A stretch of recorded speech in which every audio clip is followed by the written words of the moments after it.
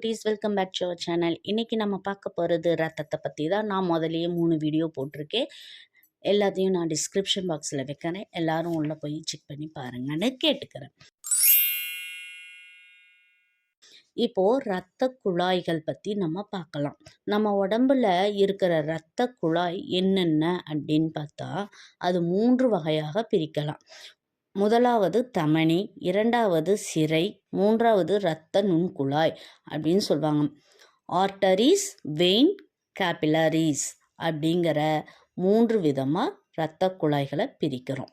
நுரையீரலிருந்து இதயத்துக்கு வரும் ரத்தம் தமனி வழியாக தான் வரும். அதுக்கப்புறம் சிரை வழியாக போய் அனைத்து உடல் உறுப்புகளையும் அடைந்து பிராணவாயுவாக கொடுக்குது. இங்குள்ள கரியமில வாயுவை எடுத்துக்கொள்ளும் இரத்தம் மீண்டும் இரத்த நுண்குழாய் வழியாக இதயத்தை வந்தடையுது. ஓரளவுக்கு வளர்ந்த ஒரு குழந்தையின் உடலில் உள்ள இந்த 3 வகையான இரத்த குழாய்களையும் தனித்தனியாக பிரித்து ஒரு நூல் போல பிடித்து சென்றால் கிட்டத்தட்ட 60,000 கிலோமீட்டர் தூரத்துக்கு அது சென்று கொண்டு இருக்கும். நன்கு வளர்ந்த ஆளாக இருந்தால் அவர் உடலில் உள்ள இரத்த குழாய் 1,00,000 கிலோமீட்டர் அளவுக்கு நீளமாக இருக்கும். அவ்வளவு தூரத்துக்கான குழாய் நம் உடலில் ஒளிந்து கிடக்குது. இரத்த குழாய்களின் பயன்பாடு இரத்தத்தை கொண்டு செல்வதோடு முடிஞ்சிடாது. நம் உடலின் நிலை பற்றி துல்லியமாக அறிந்து கொள்ளவும் இந்த இரத்த குழாய்கள் பயன்படுது. இரத்த குழாய்கள் மூலம் நம்ம உடம்புல 2 விதமான நிலையை அறியலாம். ஒன்று நாடி துடிப்பு, இரண்டாவது இரத்த அழுத்தம். ஒருவரோட உடல்நிலை சரியாக இருக்கா அப்படிங்கிறத பார்க்குறதுக்கு எதை வச்சு அளக்க முடியும்? இதயத்தின் துடிப்பை அளப்பதன் மூலம் ஒருவரோட உடல்நிலையை ஓரளவுக்கு சரியாக கணிக்க முடியும். ஆனால் இதயம் என்பது நம் உடலில் மிகவும் உள்ளே இருக்கும் ஒரு பகுதி, முக்கியமான பகுதியும் கூட. அதி நுட்பமான பகுதியானது. அதனால தான் சுலபத்தில் அதை அடிபட முடியாத இடத்தில் இதயத்தை வச்சுருக்காங்க இயற்கை. அவ்வளோ தூரம் உள்ளே இருக்கும் இதயத்தின் துடிப்பை அளப்பது என்றால் கொஞ்சம் கஷ்டம்தானே.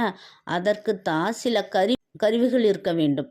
ஆனால் மனிதன் இதற்காக அவ்வளவு கஷ்டப்படக்கூடாது என்பதற்கு வேறு ஒரு எளிய அமைப்பை ஏற்படுத்தி இருக்கிறது இந்த இயற்கை. அதுதாங்க தமனி என்னும் இரத்த குழாய். இதய துடிப்புக்கு ஏற்ப தமனியும் துடிக்கும். தமனி நம் தோலுக்கு அருகில் இருப்பதால் அதன் துடிப்பை நம்மால் துல்லியமாக அளக்க முடியும். இதன் மூலம் இதய துடிப்பையும் தெளிவாக அளந்து விடலாம். உடல்நிலை சரியில்லை என்ற மருத்துவரை பார்க்க சென்றவுடன் மருத்துவர் நம் கையை பிடிச்சு பார்ப்பாங்க இல்லையா? அதற்கு தான் நம்ம நாடியை பார்த்தாவே நம்ம உடம்புல என்ன பிரச்சனை இருக்குன்ட்டு டாக்டர்ஸ்க்கு தெரிஞ்சிடும். அடுத்து இரத்த அழுத்தம். இது தமனி வழியாக இரத்தம் பாயும்போது அதிக அழுத்தத்துடன் செல்லும். சிரையில் இரத்தம் செல்லும்போது கிடைக்கும் அழுத்தத்தை விட இது அதிகமாகவே இருக்கும். இந்த அழுத்தத்தை அளந்து பார்ப்பதன் மூலம் உங்கள் உடல்நிலை துல்லியமாக கணிக்க முடியும். இந்த அழுத்தத்தை அளக்க தனியாக ஒரு கருவி இருக்குது. அது மருத்துவமனையில் நீங்களே பார்த்துருப்பீங்க. இரத்த அழுத்தம் காட்டும் கருவியில் 2 நிலைகள் இருக்குது. அதிக அழுத்தத்தில் இரத்தமானியில் உள்ள மெர்க்குரி திரவம் மேல் நோக்கி செல்லும் நிலை. இந்த நிலையை சிஸ்டோல் பேஸ் அப்படிங்கிறது சொல்லுவாங்க. இன்னொரு நிலை மேலே சென்ற மெர்க்குரி திரவம் மீண்டும் கீழே இறங்கி வருவது. இதை டயோஸ்டோல் பேஸ் அப்படின்னு சொல்லுவாங்க. ஒருவரின் இரத்த அழுத்தம் எந்த பிரச்சனையும் இல்லாமல் சாதாரணமாக இருக்குதுன்னா முதல் நிலையான சிஸ்டோல் பேஸில் நம்ம இரத்த அழுத்தம் 110 முதல் 140 மில்லிமீட்டர் வரை செல்லலாம்.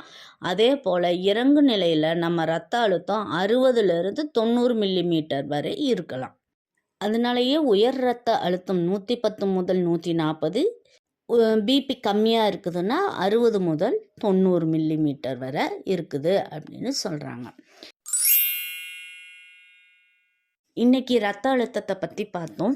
இதே மாதிரி வீடியோ உங்களுக்கு வேணுமா? நம்ம சேனலை ஈஸி லேர்னிங் ஸ்கில்லை லைக் பண்ணி share, comment, subscribe to our channel. Thank you for வாட்சிங்.